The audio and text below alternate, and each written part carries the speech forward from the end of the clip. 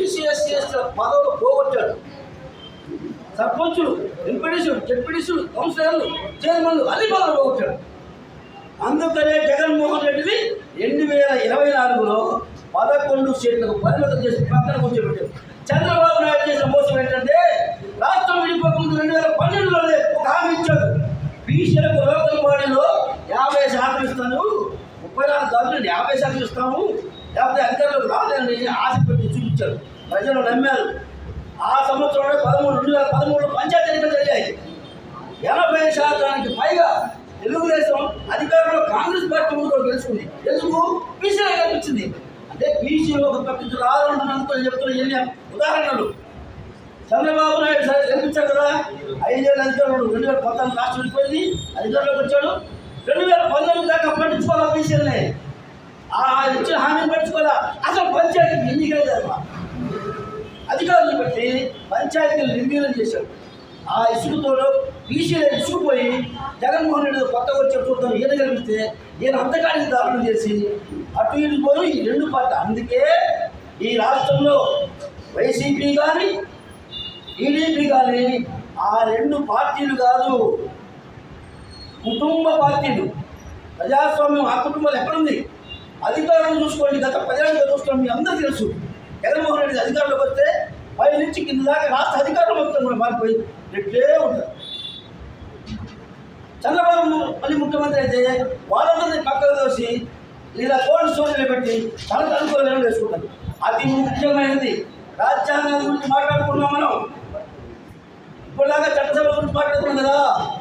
అసలు రాజ్యాంగంలో హైకోర్టు, సుప్రీంకోర్టులో మనకి ఎంత అన్యాయం జరుగుతుందో మీకు తెలుసా? ఈ రాష్ట్రంలో హైకోర్టు కౌన్సిల్ ఉంటుంది, 25 మంది సభ్యులు ఉంటుంది కౌన్సిల్కి. దాని మిత్రులారా, ఆ కౌన్సిల్లో మన బీసీలు 60% బీసీలు ఎంతమంది తెలుసా? 2 మాత్రమే. ఎట్లు 9 మంది ఉంటారు, కమ్మవారు 5 ఉంటారు, కాపులు 6 ఉంటారు. అంటే 21 మంది వాళ్ళే. ఒక్క మహిళ సగభాగం ఉంటున్నాం కదా, మరి మహిళ లేదు. అందుకే చట్టసభలతో పాటు హైకోర్టులో, సుప్రీంకోర్టులో కూడా మనకు అన్యాయం జరుగుతుంది అనేది ఇది నిర్వివాదమైన అంశం. ఇది నికాలసంగా ఎందుకు జరుగుతుంది? 79 సంవత్సరాలుగా వాళ్ళే రాజ్యాంగంలో ఉండి వాళ్ళే న్యాయశాఖలో పెట్టుకుంటారు. వాళ్ళు నచ్చిన వాళ్ళే, వాళ్ళు కొనుక్కోండి. మొత్తం చూడండి, గూగుల్లో పెట్టి చూడండి, జడ్జీలు మొత్తం రెడ్డి రెడ్డి రెడ్డి రెడ్డి రావు రెడ్డి రావు రెడ్డి రెడ్డి రెడ్డి. రాష్ట్ర కూర్చున్న ఎస్సీ ఎస్టీ సోదరులు మాత్రం చదువుకున్నారు, విద్యార్థిగా చదువుకున్నారు కాబట్టి అవకాశం వచ్చింది కాబట్టి ఒక్కళ్ళు ఇద్దరు అక్కడెక్కడ చదువుతారు తప్ప మొత్తం వాళ్ళే. ఇక మనకు న్యాయం ఎక్కడ జరిగింది? అందుకే ఈ సమావేశానికి, ఈ సభకి, ఇప్పుడు ఈ సమావేశంలో వచ్చిన మీ అందరికీ ప్రత్యక్షంగా ఏంటంటే నేను చెప్పేది, ప్రజలను చైతన్యం చేయటం. ప్రజలకు తెలుసండి, కానీ విడిపోయి ఉన్నాం కదా ఎక్కడికక్కడికి.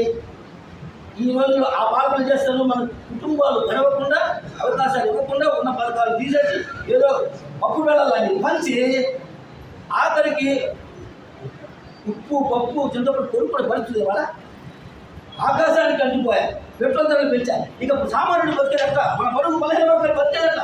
ఆ బతుకు పోరాటం సరిపోతుంది తప్ప ఇవన్నీ తెలుసుకునే అవకాశం కూడా మన వాళ్ళకి లేదు. అందుకే ప్రతి ఇంట్లో రాజ్యాంగం ఉండాలి.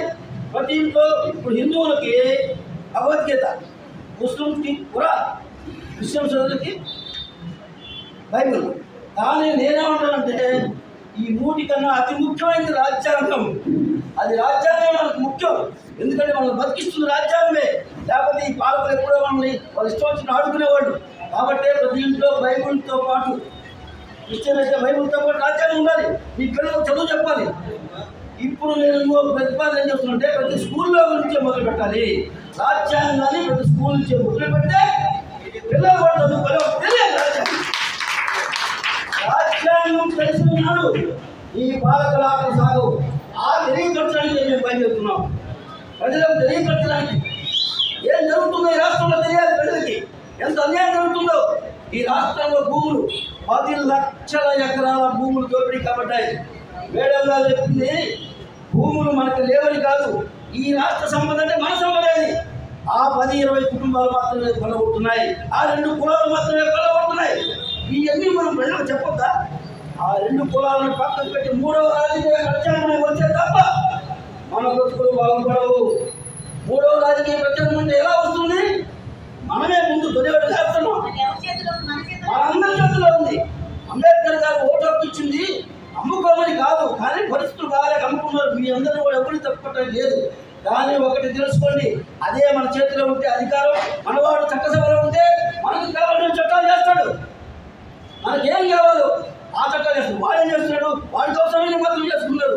మనం మాత్రం మధ్య పెట్టి ఈ రాష్ట్రంలో మీడియా మొత్తం వాళ్ళ చేతుల్లోనే. మేము ఎంత పెద్ద సభలు పెట్టినా, పెద్ద ధర్నాలు విజయవాడ ధర్నా చౌకలు పెట్టినా కూడా మమ్మల్ని కవర్ చేయరు. అందుకే మీడియా కూడా వాళ్ళ చేతులు ఉంది కాబట్టి వాళ్ళ ఆటలు సాగుతున్నాయి. మిత్రులారా, మీ అందరికీ ఒకే ఒక మాట ఫైనల్గా, మనం పోరాడితే పోయేది ఏమీ లేదు, బానిస సంఖ్యలు తప్ప. ఓటు మాత్రమే మనం వేసుకోవాలి. మనం నినాదం ఒకటే, మన ఓట్లు మనమే వేసుకుందాం, మన సీట్లు మనమే గెలిపించుకుందాం. వాళ్ళ ఓట్లు మనకొద్దు. ఆ రెండు కూడా ఓట్లు మనకొద్దు, మన ఓట్లు మనం. నేను ఒక ప్రశ్న వేస్తున్నా, చంద్రబాబు నాయుడు గారి గుర్తులో అచ్చం ఖమ్మం వాళ్ళే ఓట్లేసి గెలుస్తాడా? ఎలా గెలుస్తాడా? ఆ కులం ఓటు 10% కూడా లేదు. జగన్మోహన్ రెడ్డి గారు పులివెందుల్లో కూడా 15% మాత్రం 20% లోపే ఉన్నారు. ఎలా గెలుస్తారు? మనమే ఎత్తనం, మనమే గెలిపిస్తున్నాం. అందుకే మిత్రులారా, మనమందరం ఓటు అనే యుద్ధం ప్రకటిద్దాం. ఓటు అనే యుద్ధంతోనే మన ఓటు మనం వేసుకుందాం, మన ప్రజలను చైతన్యపరుచుకుందాం, రాజ్యాధికారం చేయించుకుందాం. బడుగు బలహీన వర్గాలకు రాజ్యాధికారం రావాలి. అందుకే వర్ధిల్లాలి బీసీ ఎస్టీ మైనారిటీల ఐక్యత, వర్ధిల్లాలి బీసీ ఎస్టీ మైనారిటీల ఐక్యత. జోహార్ బాబాసాహెబ్ అంబేద్కర్, జోహార్ మహాత్మా జ్యోతిరావు పూలే. అందరికీ ధన్యవాదాలు. Thank you. ఎప్పుడో